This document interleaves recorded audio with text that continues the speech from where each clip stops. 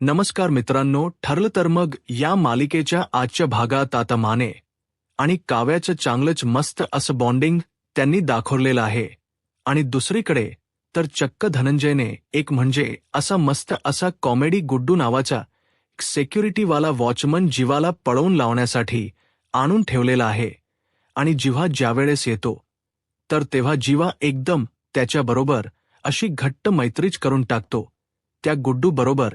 आणि त्यानंतर मित्रांनो त्यांनी इथे एकदम मस्त असा जबरदस्त सीन दाखवलेला आहे की जीवाने एवढी छान अशी नंदिनीसाठी रिक्षा तयार करून आणलेली असते तिला मनवण्यासाठी आणि ती रिक्षा तो चक्क येऊन नंदिनीच्या गोल गोल फिरवतो वगैरे तिला छान इम्प्रेस करतो आणि मस्त हा भाग खरोखरच बघण्यासारखा आहे मित्रांनो. आणि त्याच वेळेला इकडे दुसरीकडे रम्या आणि वसू काव्याच्या तावडीतून थोडक्यातच वाचलेले आहेत मित्रांनो. म्हणजे ते जे काही त्यांचे पुरावे वगैरे असतात ते काव्याला दिसण्यापासून ते थोडक्यात वाचलेले आहेत. आणि त्यानंतर पार्थने तर चक्क काव्याला ओरडून म्हणजे धाडस करून तिच्यावरती ओरडून तिला सांगितलेलं आहे की तुम्ही इथं कशासाठी आलेला आहे, मला तुमची गरज नाहीये, तुम्ही जा इथून. तर मित्रांनो आजच्या भागामध्ये हे सगळं काही असं घडलेलं आहे. तर चला आजच्या भागाला आपण सुरुवातीपासून बघूयात. जीवाचं प्रतिबिंब त्याला म्हणत असतं, काय रे कसला भेंडी, काय रे तू काय जमतच नाही बघ, तुला तू काय सिनेमा वगैरे बघतोस का नाही, अरे हिरो हिरोईनला मिळवायचा काय काय करतो रे, अरे बापाच्या लाता खातो, दुनियाच्या बाता खातो, अरे विलन सोबत फायटिंग पण करतो, तू काय बघितलं नाहीस काय, असं तो इकडे सगळं काही बोलत असतो. म्हणजे त्याच्या प्रतिबिंबासोबत तो बोलत असतो. तर इकडे वरती बाल्कनीमध्ये शारदा नंदिनीला घेऊन येते आणि म्हणते, इथे बघ जिव्हा काय करतोय ते. म्हणजे त्यांना इकडे वरून दिसत असतं की जिव्हा एकटाच असं बोलत असतो, त्याच्या एकटंच बडबडत असतो त्या प्रतिबिंबासोबत आणि समोर कोणीच नाही असं त्यांना दिसत असतं. तर नंदिनीला सुद्धा ते बघितल्यानंतर धक्काच बसतो आणि ती म्हणते, अगं हे असं कोणाशी बोलतायत ते. तर शारदा म्हणते, अग नंदिनी तुला कळत नाहीये का, त्यांना तुझा भास होतोय, अग तू आहेस असं समजून ते स्वतःचीच वेड्यासारखं बोलतायत. असं अशाने त्यांच्या डोक्यावरती परिणाम होईल. अगं असं तिने म्हटल्यानंतर नंदिनी अजून घाबरते आणि म्हणते, नाही असं नाही होणार. तर शारदा म्हणते, असं व्हायला नको आहे ना, तुला मग त्यांना घरामध्ये घे, म्हणजे त्यांना असं स्वतःशीच वेड्यासारखं बोलायला नाही लागणार. आणि तुला कळते का नंदिनी मी काय म्हणते ते. तर नंदिनीला आता थोडंसं ती चिडते आणि म्हणते, हो तुला काय म्हणायचं आहे ना ते मला बरोबर कळते. हे बघ आई, तू उगाच ना मला घोडात घेऊन नकोस, चल चालले मी, असं ती म्हणत असते आणि आतमध्येच चाललेली असते. तर शारदा म्हणते, अग तू कुठे चालली आहेस, जीवाला भेटायला चालली आहेस का. तर नंदिनी म्हणते, अगं नाही मी ना आनंद निवासला चाललेली आहे. असं म्हटल्यानंतर शारदा तर चिडते आणि चिडून ती आतमध्येच निघून जाते. तर इकडे जीवा अजून सुद्धा त्या प्रतिबिंबासोबत बोलतच असतो. तर नंदिनी म्हणते, जेव्हापासून हे जेव्हा आलेत ना तेव्हापासून वेळच लावले सगळ्यांना, आणि पण हे वेड्यासारखं असं बोलतायत काय, असं ती म्हणत असे. तर इकडे आता जेव्हा म्हणजे त्याच प्रतिबिंबासोबत तो बोलतच असतो आणि ते प्रतिबिंब त्याला म्हणत असतं, अरे 100 रुपयाचा टॉक टाईम दिलाय तुला मोटिवेशनल, तुझ्या बायकोला म्हणवायला, तो वापर कळला काय तुला. असं म्हणून ते बोलता बोलता ते प्रतिबिंब असतं ते जरासं नंदिनीकडे लक्ष जातं त्याचं आणि ते जेव्हा जीवाला म्हणतो, अरे भावा तिकडे बघ, तुझी बायको बघते, तुझ्याकडे बघ बघ, असं त्यानं म्हटल्यानंतर आता जेव्हा तिच्याकडे बघतो आणि नंदिनीला म्हणतो, नंदिनी हाय मी येऊ का, असं तो विचारतो. तर तेव्हा नंदिनी परत चिडते आणि ती आतमध्येच निघून जाते. तर जेव्हा म्हणतो, अरे यार हिचा राग शांत होईल ना रे देवा, आणि तो बाजूला बघतो तर त्याचं प्रतिबिंब सुद्धा तिथून गायब झालेलं असतं. तर जेव्हा म्हणतो, अरे या दोघांनी ना सुद्धा कल्टी मारली, पण मी कल्टी मारणार नाही, कारण मला माहिती आहे माझा प्रश्न सुद्धा नंदिनी आहे आणि माझ्या प्रश्नाचं उत्तर सुद्धा नंदिनीच आहे. कारण आय नो की यावरचं सोल्युशन सुद्धा नंदिनीच मला देणार. आय लव्ह यू नंदिनी, असं तो म्हणतो आणि एक फ्लाइंग किस सुद्धा नंदिनीच्या दिशेने टाकतो. तर इकडे आता परत त्यांनी देशमुखांच्या घरामधला सीन दाखवलेला आहे. काव्या आता मानिनी जवळ येऊन बसलेली असते. तर तेव्हा मानिनी तिला म्हणते, काव्या बाळा सॉरी, तुला ना इथे ना गेस्ट रूममध्ये येऊन राहावं लागते. अर्थात काही महिन्यांच्या पूर्वी मी स्वतः तुला इथे राहायला लावलेलं होतं, असं ती बोलत असे. तर तेव्हा काव्या म्हणते, अहो बास करा ना, आता नका ना एवढं वाईट वाटून घेऊ काकू. हे बघा, त्या गोष्टीमुळे एक गोष्ट तर चांगली घडली आहे ना, की त्यामुळेच तर मला कळालं की मला देशमुख किती देशमुखांची ओढ वाटते ते. आणि हो, माझी या घरामध्ये एंट्री होणं हे मस्ट होतं आणि जी मी केलेली आहे. आता तुम्ही बघा, या गेस्ट रूम पासून बेडरूम पर्यंतचा प्रवास ही काव्या कशी करते ते. आणि असं असं टिचकी वाजवूनच सांगते मित्रांनो. तर मानिनी म्हणते, अगं मला खरं वाटलं होतं की पार्थ भरपूर विरोध करेल तुला, पण तसं फार काही बोलला नाही तो. म्हणजे त्याला मान्य आहे तुझं इथे येणं, असं ती सांगते. तर तेव्हा काव्या सुद्धा खुश होते आणि म्हणते, बाय द वे एक सांगायचं राहूनच गेलं, तुम्हाला माझ्याकडे ना एक सुपर पॉवर आलेली आहे मानिनी काकू. तर तेव्हा मानिनी म्हणते, अरे बापरे काय असते ती. तर तेव्हा काव्या म्हणते, दिव्यदृष्टी. तर मानिनी सुद्धा विचारते, आणि काय आहे ती दिव्यदृष्टी. तर काव्या म्हणते, अहो काय आहे ना, मी मनात जे काही बोलायचे ना ते देशमुखांना सगळं काही व्यवस्थित ऐकू जायचं. अगदी तसंच आता पार्थ देशमुख तिकडे बसून काय करत असतील ते मी इथे बसून सांगू शकते, बघू शकते, असं तिने म्हटल्यानंतर मानिनी म्हणते, अगं खरं की काय, बरोबर सांग आता पार्थ काय करत असेल, असं तिने विचारल. यानंतर काव्या तिथून उठते आणि आपल्या दिव्यदृष्टीचा वापर करून सांगू लागते. म्हणते, आता ना ते माझ्या स्केच समोर उभे असतील, माझ्याशी बोलायचं नाहीये ना त्यांना, म्हणून स्केच बरोबर गप्पा मारत असतील. आणि इकडे बरोबर मित्रांनो पार्थ तिचा स्केच हातामध्ये धरून उभा असतो आणि तो म्हणत असतो, तुम्ही समोर आलात ना की मला सगळं काही आठवतं. तो दिवस, ती रात्र, लग्न झाल्यानंतर आपल्या नात्यातून तुम्ही सुटण्यासाठी केलेले प्रयत्न, मी माझ्या प्रेमाची शपथ घालून तुम्हाला केलेली अळवणूक, सगळं काही आठवतं. पण हे सगळं आठवलं ना की स्वतःचीच लाज वाटते, गिल्ट येतो, का आलात तुम्ही, आणि असं तो सगळं काही त्या खोटोसोबत बोलत असतो. आणि इकडे काव्या आता मानिनीला पुढे सांगू लागते, आता त्या खोटोसोबत पुरेशी चिडचिड करून झालेली असेल आता देशमुखांची, आणि आता देशमुख शांत होतील, स्केचमधल्या माझ्याकडे बघतील आणि माझ्या स्केचवरून अलगद हात फिरवतील. आणि असं इकडे पार्थ अगदी बरोबर तेच करतो. तर पार्थ आता पुढे बोलू लागतो, जे काही झालेलं आहे ना त्यावरून तुम्हाला कोणी काहीही बोललं ना तर मला ते आवडणार नाही. तर इकडे काव्या हसूच लागते आणि मानेने सुद्धा हसू लागते आणि म्हणते, अगं सॉलिडच आहे, काय मस्त आहे ही तुझी दिव्यदृष्टी. जर का मला ती मिळाली ना तर काय मज्जा येईल.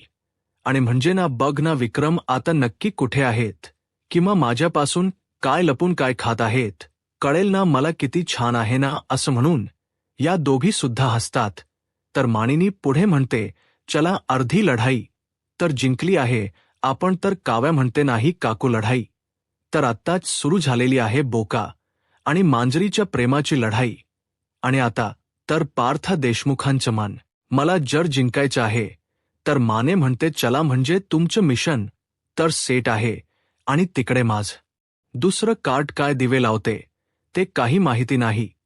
तर काव्या म्हणते, जीवाना, अहो आपण कशाला विचार करत बसायचं, इथे कॉल करूयात ना आपण सरळ, त्याला बघूया तो काय करतोय ते, असं म्हणून ती काव्या आता जीवाला कॉल लावते.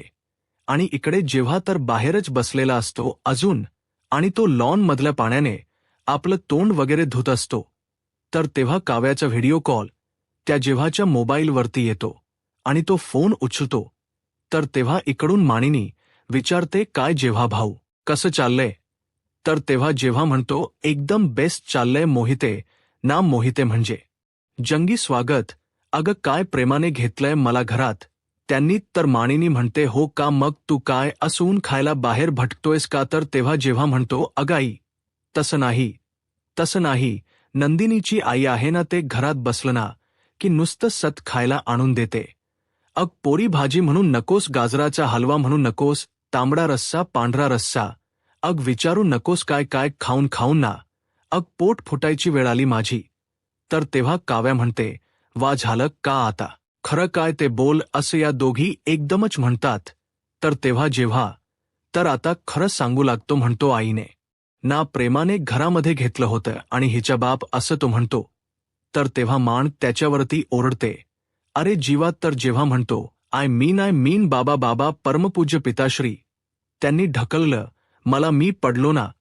तर तेव्हा आता या दोघींना सुद्धा काळजी वाटू लागते जीवाची तर माननी म्हणते मी एक काम करते मी धनंजय भाऊजींच्या सोबत बोलते मी कॉलेज करते त्यांना तर जेव्हा म्हणतो आई हे बघ प्लीज असं काही सुद्धा करू नकोस ही माझी लढाई आहे प्लीज मला लढू दे तर मानिनी म्हणते बरोबर ठीक आहे पण तू काळजी घे पण तुला काही लागलं ना तर फोन कर प्लीज तर काव्या म्हणते हो झेपलं नाही ना तर प्लीज परत सुद्धा ये म्हणजे दुसरं काहीतरी मार्ग असेल ना जातो तर इकडे आता देशमुखांच्या घरी काव्या जेव्हा रूममध्ये येते तर तेव्हा चक्क रम्या त्या बॅगेच्या वरतीच बसलेली असते बॅग बंद करून बॅगेच्या वरतीच बसलेली असते आणि ते बघितल्यानंतर काव्या मोठमोठ्याने हसू लागते आणि तिला म्हणते अग बिघडलेलं घड्याळ अशी का बसलेली आहेस तू बॅगेवरती तर आता रम्या बॅगेवरती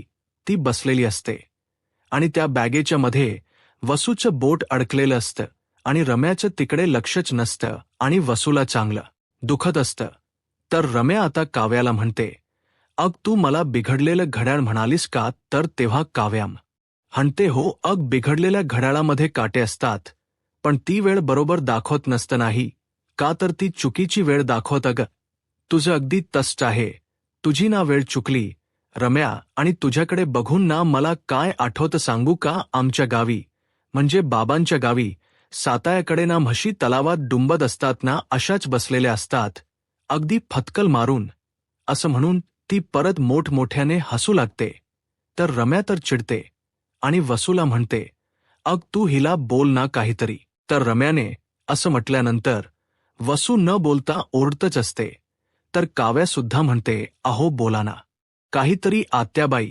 बोला बोला तुम्हाला जे काही बोलायचं आहे ना ते बोला असू दे ठीक आहे मी इथं कशासाठी आले होते तुम्हाला दोघींना बोलवायसाठी आलेले होते जरा चला सगळी मिळून ना शुभम करोती म्हणूया देवाला जरा बुद्धी मागा स्वतःसाठी देवा आम्हाला चांगली बुद्धी दे असं म्हणा जरा देवासमोर चला असं म्हणत त्या दोघींना ती म्हणत असते तर रम्या म्हणते नाही नाही आम्हाला यायचं नाहीये तू जा तर वसू तिला हळूच बोलते अगं रम्या जा तर रम्या म्हणते नाही आम्हाला नाही जायचं तू जा तर तेव्हा काव्यात तिचा हात पकडते रम्या जा आणि तिला खेचतच घेऊन जाते तर आता वसू तिचं बोट जे काही अडकलेलं असतं ते बाहेर काढते आणि जोराची ओरडू लागते आणि म्हणते आई आई माझं बोट चेंबलं माझं असं म्हणून ती बोटाला फुंकर मारू लागते आणि म्हणते या काव्याला ना कुठून एवढा चेव आलेला आहे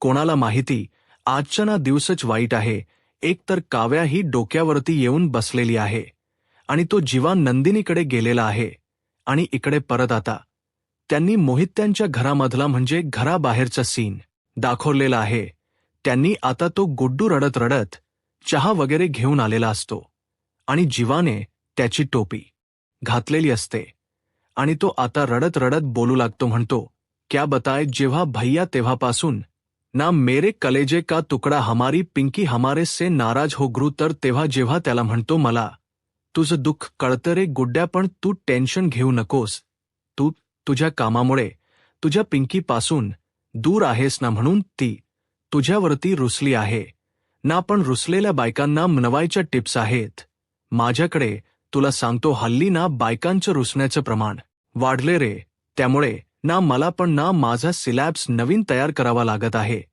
तर तेव्हा गुड्डूम म्हणतो अरे जेव्हा भैया ये क्या बोल रहे हो सिलॅब्स समझ में नहीं आ रहा है मेरे बाउन्सर जा रहा आहे. मेरे. तर तेव्हा जीवा म्हणतो, अरे कसं आहे माहिती आहे का तुला, तुझी पिंकी कशी तुझ्यावरती रुसली आहे ना, तशीच माझी चकाचक बाई सुद्धा माझ्यावरती रुसलेली आहे. तर तेव्हा गुड्डू विचारतो, अरे कोण चकाचक बाई. तर तेव्हा जेव्हा म्हणतो, अरे नंदिनी हमारी लुगाई. तर गुड्डू म्हणतो, तोहार लुगाई का मतलब तो शादी हो ग्रू आहे. तर तेव्हा जेव्हा म्हणतो हो ग्रू आहे, तर तेव्हा गुड्डू म्हणतो, अरे लगीन झालं तरी पण तू इथे पोरगी छेडायला येतोस, शर्म नाही का, चीज नाही का तुम्हारे पास. तर तेव्हा जेव्हा म्हणतो, अरे गुड्डा इस घर की लड़की हमारी लुगाई. तर तेव्हा गुड्डू म्हणतो, इसका मतलब वो धनंजय साहब का. तर तेव्हा जेव्हा म्हणतो, हमारे ससुरजी हाई वो उनकी लड़की, ही हमारी लुगाई समजी बात. आणि ती रुसली रे माझ्यावरती, मी तिला म्हणवणार. आणि मी काय म्हणतो, गुड्ड्या नंदिनीला म्हणवायला माझी हेल्प करशील का, तू माझी हेल्प कर आणि मी तुला पिंकीला म्हणवायची टिप्स देतो. काय बोलतो असं त्याने म्हटल्यानंतर गुड्डू तर खुश होतो आणि त्याला म्हणतो, अरे जीवा भैया ये भी कोई बात हो ग्रू, वो का कहते हई ना प्यार और जंग में सब कुछ माफ होता है. और तुम तो जीवा भैया रेगिस्तान में ना कुएं जैसे हो, भूखे इंसान के लिए एक निवाले जैसे हो, अकेले आदमी को सहारे जैसे हो तुम. अरे जीवा भैया हम तोहार साथ हई, हम तोहार साथ हई. एक बात याद रखो जीवा भैया, आज से ना अभी से तुम्हारे आंख में जो आंसू आहे ना, ते माझ्या डोळ्यामधून वाहणार. तुमच्या दुःखाचा डोंगर तो मी झेलणार आहे. ये डील डन समझो. तर असं गुड्डू बोलत असतो. तर तेव्हा जीवाचा मोबाईल वाजू लागतो आणि तेव्हा जीवाच्या मोबाईलवरती चक्क शारदाचा फोन आलेला असतो. आणि जेव्हा सुद्धा आता फोन उचलतो आणि म्हणतो, हा सासूबाई बोला, काय खबर. तर तेव्हा शारदा बरोबर सगळ्या काही खबरा जीवाला पोहोचवत असते नंदिनीच्या बाबतीतल्या. ती म्हणते, जेव्हा जेव्हा तुझी बायकोना 2 मिनिटात घरी येते, तर तेव्हा जेव्हा म्हणतो, येऊ देत येऊ देत, या जेव्हाने ना तुमच्या मुलीसाठी काय जुगाड केला आहे ना, तुम्ही बघालच, बाय बाय असं म्हणून तो फोन ठेवून देतो.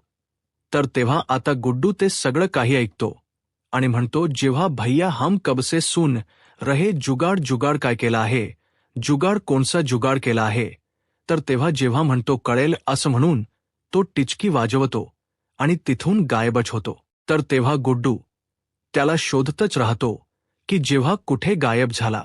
आणि त्यानंतर आता नंदिनी घरी येते आणि दरवाजात आता गुड्डू तिला अडवतो आणि म्हणतो, सलाम मॅडम. तर तेव्हा नंदिनी म्हणते, अच्छा तुम्ही गुड्डू आहे का. तर तेव्हा गुड्डू सांगतो, हो आम्हीच गुड्डू आहे. बरं नंदिनी म्हणते, बरं बाबा बोलले होते तुमच्याबद्दल असं. ती म्हणून ती आजूबाजूला जीवाला शोधू लागते आणि विचारते, तो का आहे. तर तेव्हा गुड्डू विचारतो, तो कोण. तर नंदिनी म्हणते, नाही राहू देत, मी बघते असं म्हणून ती आतमध्ये निघून जाते. तर तेव्हा गुड्डू म्हणत असतो, अरे बताई ना कोण तो असं म्हणून तो तिच्या मागे मागे धावत असतो आणि तिला म्हणतो, अरे मॅडम बताई ना कोण, सांगा ना. तर तेव्हा नंदिनी म्हणते, तो जीवा. जीवा तो कहा आहे. तर तेव्हा गुड्डू म्हणतो, तो जीवा तो कबका 9/2/11 झाला मॅडम. जो गुड्डू आहे ना, त्याच्या समोर कोणी पण टिकत नाही, पिंकी कसम. तर तेव्हा नंदिनी म्हणते, म्हणजे जेव्हा गेला इथून. तर तेव्हा गुड्डू म्हणतो, हो जमाना हो गया. तर नंदिनी थोडीशी म्हणजे अस्वस्थ होते, पण म्हणते, बरं झालं मला ना त्यांनी इथून जायलाच होतं. आणि असं ती म्हणत असताना बाहेर जेव्हा तर चक्क मित्रांनो रिक्षा घेऊन आलेला असतो आणि त्याने रिक्षावरती एकदम सगळीकडे अशी सजावट करून टाकलेली असते. त्याच्यावरती त्याने लिहिलेलं असतं, नंदिनी येना आणि नंदिनी जीवा दिवा असं सगळं काही त्यांनी त्या रिक्षावरती लिहिलेलं असतं, चिटकवलेलं असतं, स्टिकर वगैरे सगळे आणि हार्टचे स्टिकर वगैरे चिटकून टाकलेले असतात आणि पूर्ण रिक्षा भरून टाकलेली असते. आणि तो तिकडून आता बाहेरून रिक्षामध्ये बसूनच ओरडतो, नंदिनी ये ना. आणि असं त्याने म्हटल्यानंतर गुड्डू त्याच्याकडे बघतो आणि वा मस्त मस्त असं तिथूनच इशारा करतो. तर नंदिनी तर बाहेरच्या दिशेने बघत असते आणि आता जेव्हा परत तो रिक्षाचा तो हॉर्न वगैरे वाजवतो आणि नंदिनी ये ना असं परत ओरडू लागतो आणि त्यानंतर तो रिक्षा आतमध्ये घेऊन येतो आणि नंदिनीला गोल गोल नंदिनीच्या गोल गोल फिरवू लागतो. आणि इथे परत त्यांनी असं म्हणजे मित्रांनो छान असं मस्त गाणं लावलेलं आहे. ते आपलं मस्त फेम्स गाणे ये ना प्रिये आणि ते गाणं असं वाजत असताना जेव्हा तिच्या गोल गोल फिरत असतो आणि त्यानंतर तो नंदिनी समोर रिक्षा थांबवतो, तर तेव्हा नंदिनी ती रिक्षा सगळीकडे बघू लागते आणि त्या रिक्षावरती त्याने जे काही लिहिलेलं असतं ते सगळं आता ती बघत असते. आणि त्यानंतर जेव्हा शातून खाली उतरतो आणि छान असं मस्त डान्स वगैरे करून तो गाणं म्हणू लागतो आणि तेव्हा नंदिनी त्याच्यावरती ओरडते, स्टॉप इट, हे काय, हे सगळं काय, तुम्ही रिक्षा कशी काय घेऊन आला तुम्ही इथे. तर तेव्हा जीवा म्हणतो, एक मिनिट, एक तर ही रिक्षा नाहीये, हिचं नाव आहे, तुझं जसं नाव आहे ना नंदिनी तसं हिचं नाव आहे डार्लिंग, हे बघ ना, इथे बघ, तर माझ्या डार्लिंगकडे बघ, तुला कशी वाटली माझी काय आणली. तर जेव्हा तिला म्हणतो, अगं ते महत्वाचं नाहीये, महत्वाचं काय आहे तर रिक्षा कशी वाटली, माझी डार्लिंग कशी वाटली, असं म्हणून तो तीच याकडे बघून हसणार असतो. तर तेव्हा नंदिनीला तर काही कळत नसतं की याच्यावरती रागवावं, याच्यावरती चिडावं का, याच्यावरती प्रेम करावं. आणि मित्रांनो, आजचा भाग इथेच संपतो आणि पुढील भागामध्ये आपण पाहणार आहोत. आता मित्रांनो, पार्थ काव्यावरती चिडत असतो, तिला म्हणत असतो, तुम्ही का आलेला आहात, मला कोणाचीही गरज नाहीये, जा इथून, असं तिला तो ओरडतो. तर तेव्हा काव्याला थोडंस त्या गोष्टीचा धक्का बसतो आणि इकडे नंदिनी सुद्धा जीवाला म्हणते, आत्ताच्या आत्ता तुमचं दुकान बांधा आणि निघा इथून, असं म्हणून ती रागारागातच आतमध्ये जाते. तर तेव्हा जीवा मोठमोठ्याने हसू लागतो. तर आता गुड्डू जीवाला म्हणतो, मला असं वाटतंय की तुमचं त्यांच्यावरती म्हणजे तुमच्यावरती प्रेम नाहीये त्यांचं. तर तेव्हा जीवा म्हणतो, जर समजा तिचं माझ्यावरती प्रेम असलं तर वळून बघेलच ती. आणि तो म्हणू लागतो, पलट पलट पलट, अगं चकाचक बाई पलट, असं त्याने म्हटल्यानंतर आता नंदिनी आता जाता जाता पलटून बघते मित्रांनो. आणि तेव्हा जेव्हा म्हणतो, अरे पलटली पलटली, आणि असं त्यानं म्हटल्यानंतर गुड्डू सुद्धा त्याच्याकडे धक्क्याने बघू लागतो. म्हणजे त्याला सुद्धा आता कळतं की नंदिनीचं जीवावरती किती प्रेम आहे. आता पुढे काय होईल हे पाहायला आत्ताच माझा महाराष्ट्र या यूट्यूब चॅनलला सबस्क्राईब करा. धन्यवाद.